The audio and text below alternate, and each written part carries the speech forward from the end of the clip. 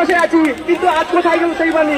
Please sir বলুন, sir আমরা রাজনীতি ঢুকতে, স্যার আমরা রাজনীতি ঢুকতে, স্যার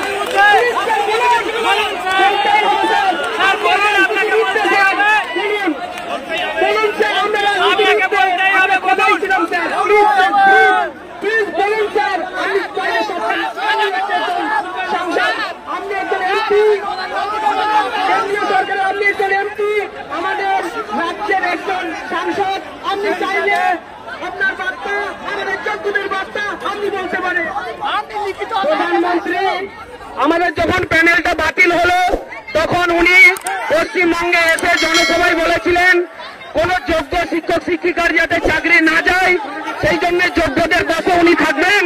সেই জন্য আমরা জানতে চাইছি মাননীয় সাংসদের কাছে উনি কি কি উদ্যোগ নিয়েছেন।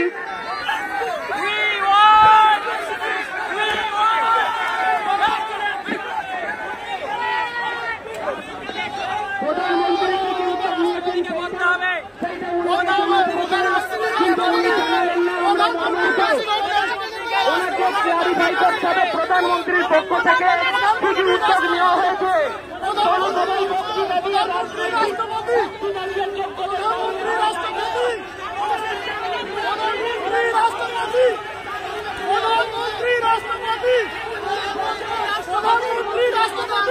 রাষ্ট্রপতি